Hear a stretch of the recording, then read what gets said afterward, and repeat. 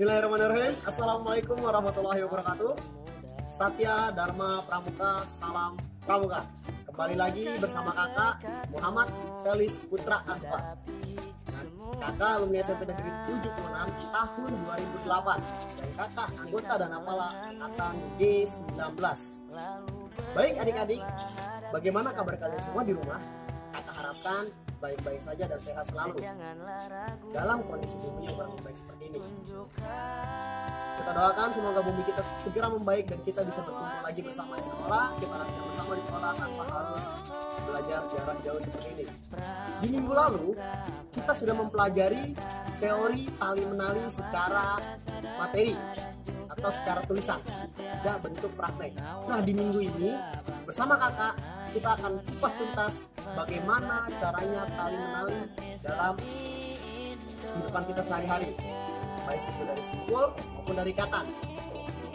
Nah, kalian harus tahu dulu dari apa sejarah atau dari mana asal muasal tali menali.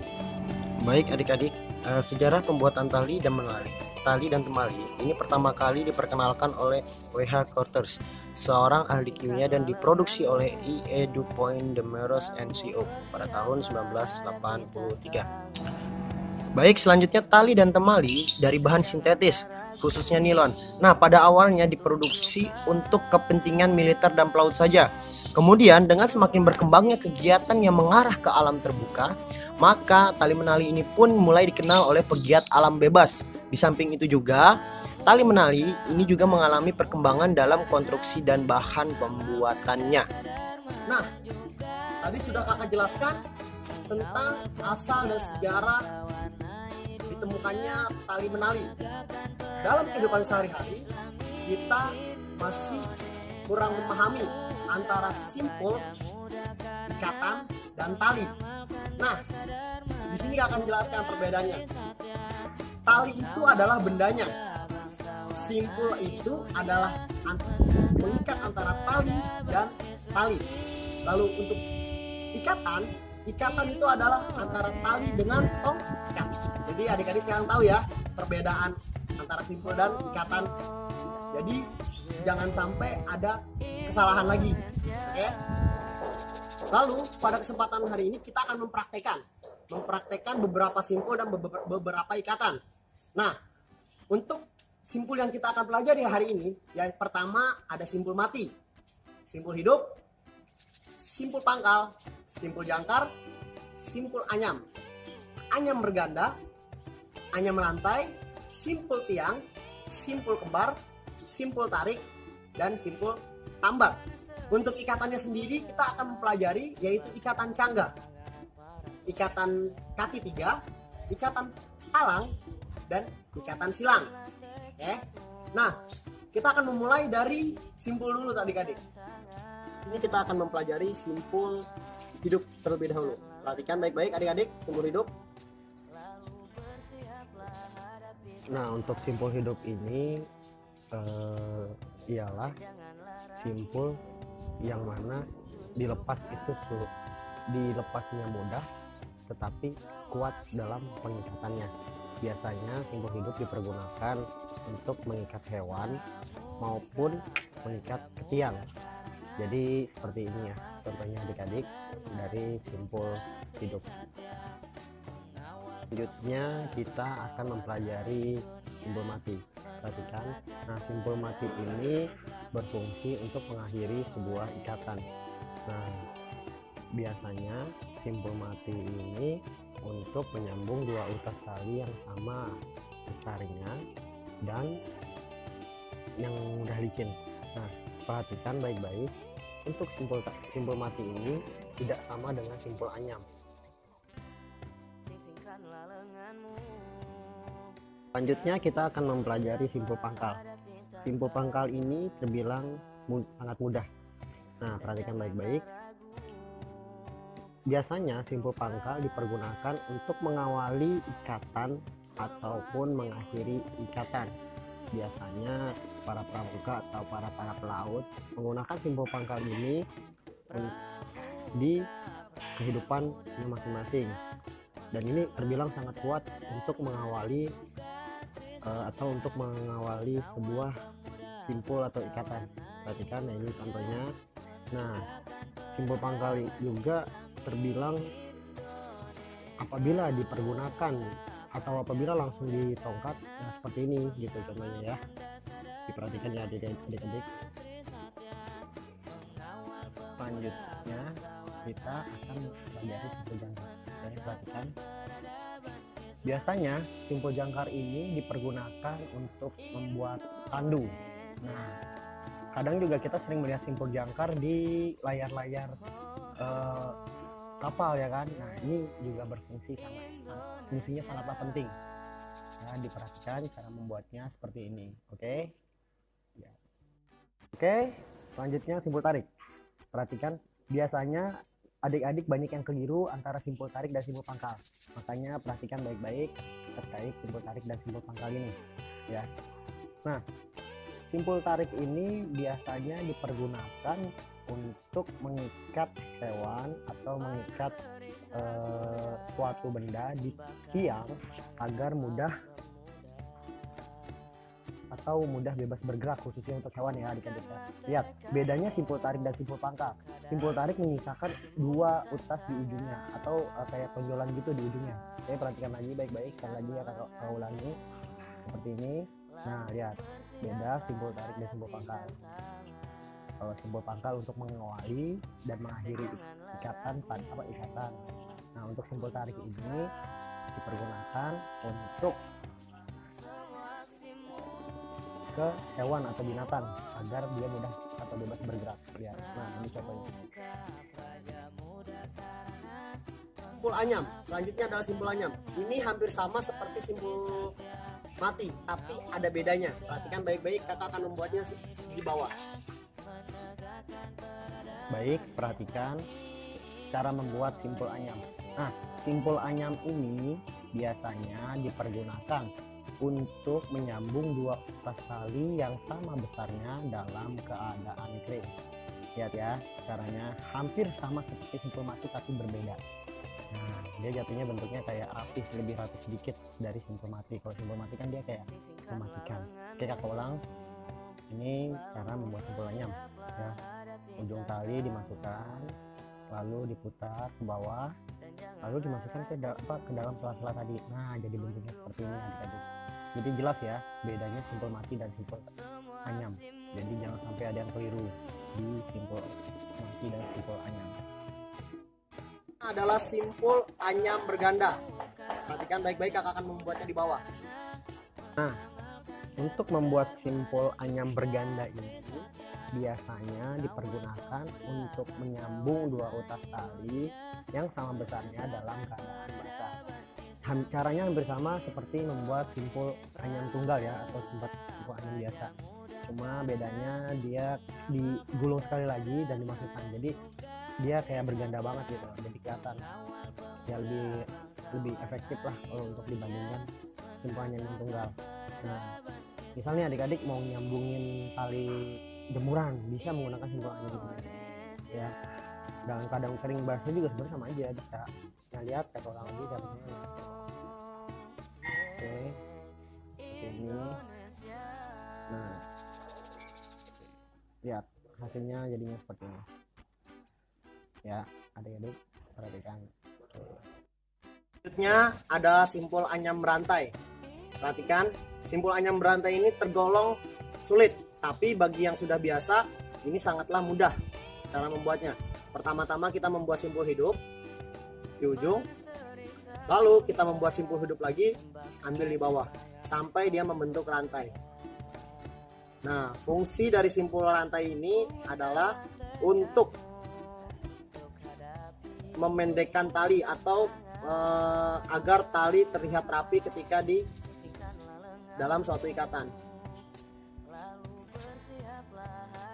Oke, perhatikan. Udah, cut. Oke, selanjutnya adalah simpul ujung tali. Perhatikan.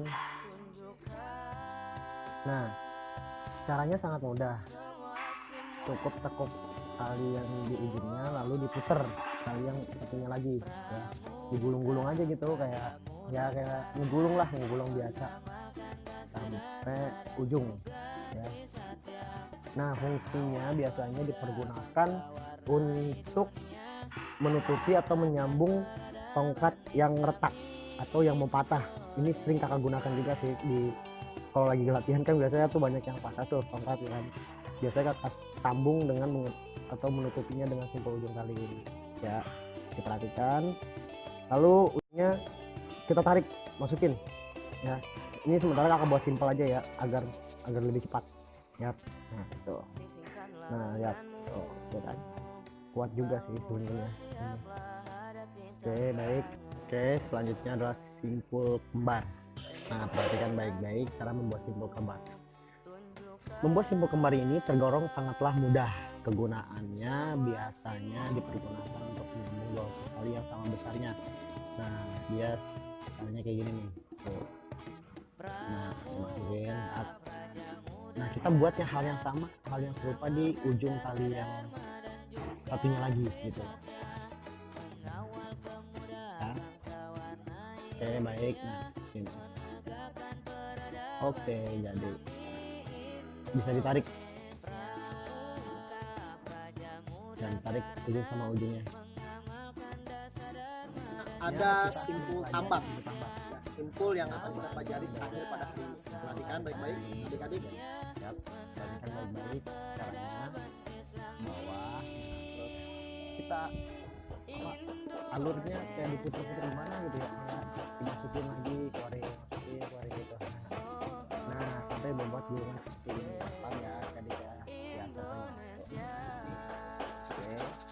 oke. Kita akan mempraktekkan macam-macam ikatan. Kita akan mempraktekkan hanya sedikit ikatan, jadi nggak terlalu banyak. Tapi ikatan ini akan berfungsi dalam kehidupan adik-adik sehari-hari. Contohnya, mungkin ketika adik-adik ingin mengikat tiang jemuran di rumah rusak gitu karena ibu pengen jemur gak ada yang bisa ngikat. Nah, ini bisa adik-adik pergunakan di rumah. Nah, ikatan yang pertama yaitu adalah ikatan canggah ya. Kita langsung praktekkan. Kita awali dengan menggunakan simpul ujung tali. Caranya seperti ini. Sama, hanya digulung-gulungkan saja.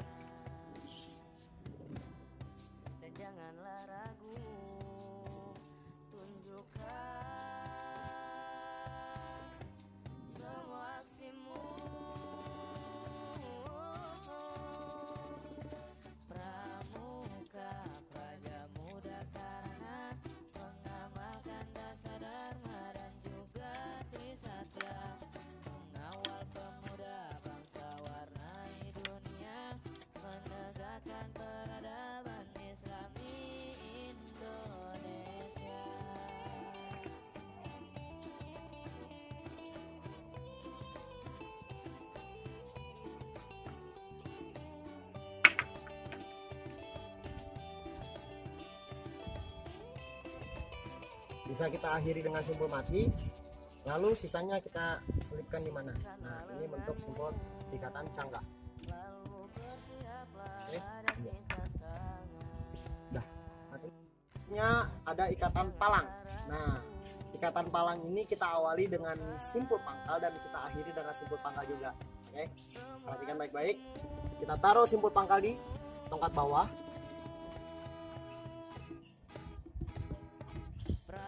Perhatikan alur dari ikatan palang. Ini yang biasa kita pakai dalam kehidupan sehari-hari kita.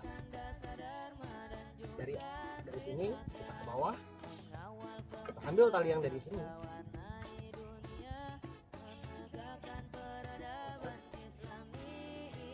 Lakukan atau kerjakan hal yang sama sampai membentuk 3 tumpukan atau 3 silangan atau 3 ya, maksudnya 3 seperti inilah ya adik-adik.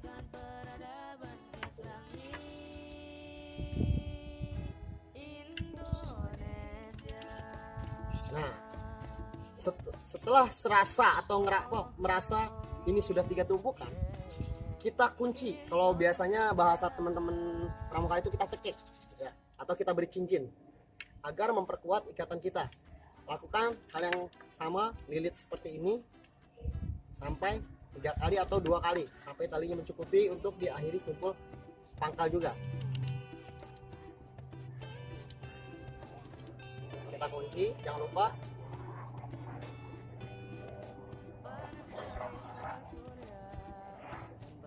Tadi kan simpul pangkalnya di bawah, sekarang simpul pangkalnya kita taruh di atas.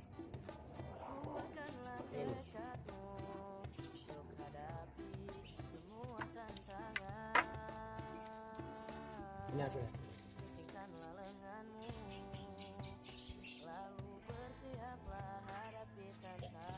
Kita akan mempelajari ikatan silang. Perhatikan untuk ikatan silang ini.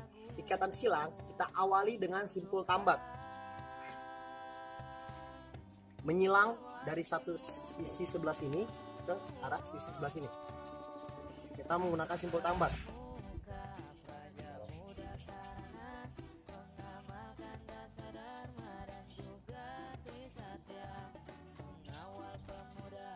Lalu kita silangkan sebanyak 3 kali ke kanan dan 3 kali ke kiri. 1,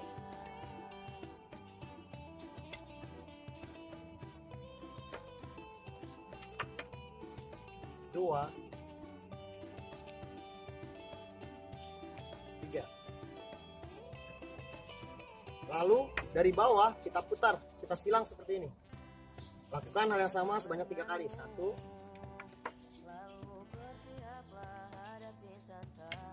2, 3.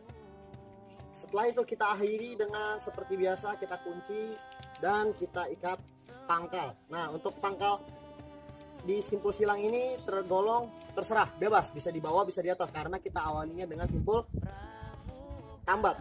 Nah, untuk simpul pangkalnya semuatnya tali kalau bahasa kakak dan teman-teman. Atau mungkin bisa di sini.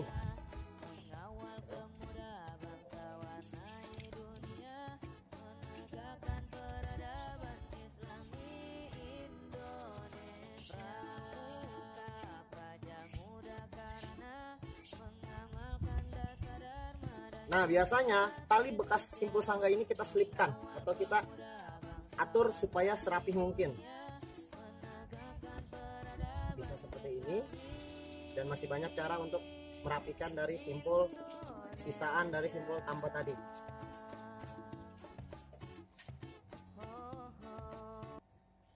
Ini hasilnya. Menyilang.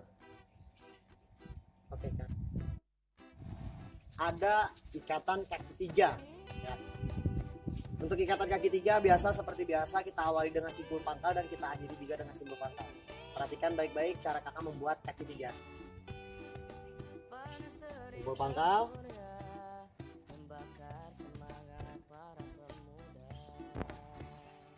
usahakan ujung tali sisa simpul pangkal ini tidak terlihat. Oke, setelah kita simpul pangkal, kita akan menganyam atau seperti kayak bikin lilit-lilitan gitu, tapi lilitannya itu teratur atau rapih, terarah. Lihat dari atas kita ke bawah, lalu kita putar ke arah sini, kita putar lagi ke arah sini ya. Kita putar lagi ke arah sini, sini. Lakukan hal ini sampai 3 atau 4 kali. Nah, lihat ini kan sudah 3 nih ya. Kalau sudah 3 seperti ini, akhirnya kita akhiri dengan bahasanya kita cekek atau kita kunci. Ikat sekuat tenaga, ini karena kunci awalnya untuk sebuah ikatan ya. Lalu dari atas sini kita pindah ke sini.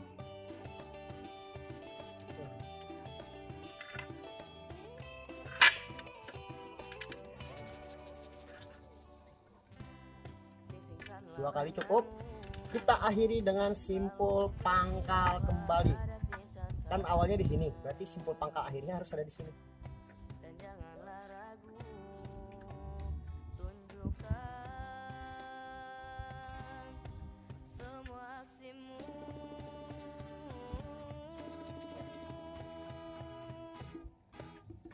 Cara simpul pangkal tadi sudah kakak jelaskan di video awal.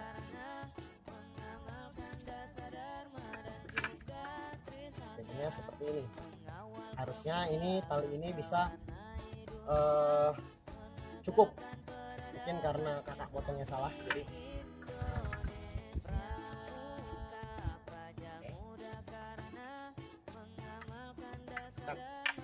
bukan sulap, bukan sihir. Itulah materi kita hari ini, berbau dengan tari atau berbaur dengan tali dan tongkat. Nah, adik-adik, kakak harapkan adik-adik yang ada di rumah bisa mempraktekkan ilmu yang adik-adik dapat di video ini untuk kehidupan adik-adik sehari-hari. Pesan kakak, bersahabatlah seperti pioneering.